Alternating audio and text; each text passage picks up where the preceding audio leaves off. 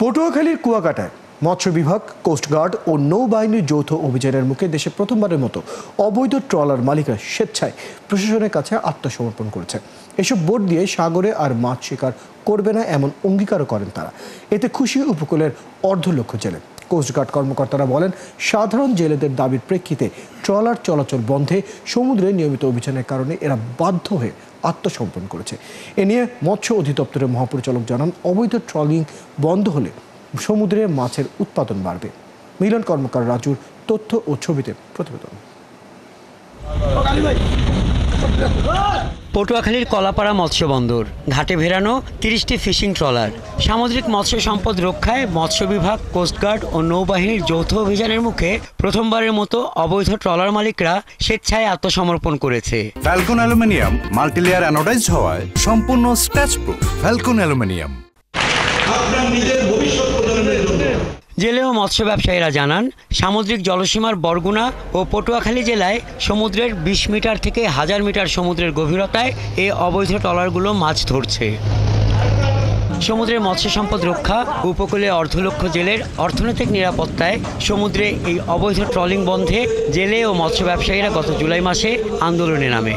তাদের ধারাবাহিক আন্দোলনের পরিপ্রেক্ষিতে মৎস্য বিভাগ ও প্রশাসন যৌথ অভিযানে নামে।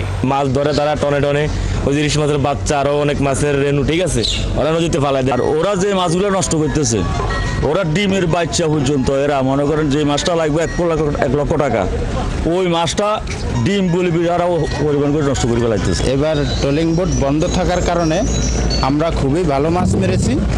প্রথম ট্রিপে আমাদের বাজার গেছে প্রায় 5 লক্ষ টাকা।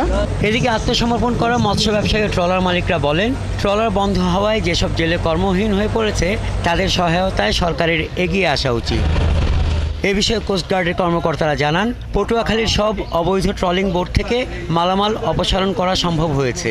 এতে ক্ষুদ্র জেলেরা যেমন লাভবান হবে, তেমনি ভবিষ্যতে মাছের উৎপাদন বাড়বে। কিছু মৎস্য যদি কারণে কোনো একটা জিরো করেছি, তো সামুদ্রিক জিরো দিয়েছি ধ্বংস হয়ে যাবে, এটা কখনই দাম নেই। এটা পরে যারা অবলম্বন করেছেন তারা নিঃসন্দেহে বাংলাদেশের ভবিষ্যতের জন্য।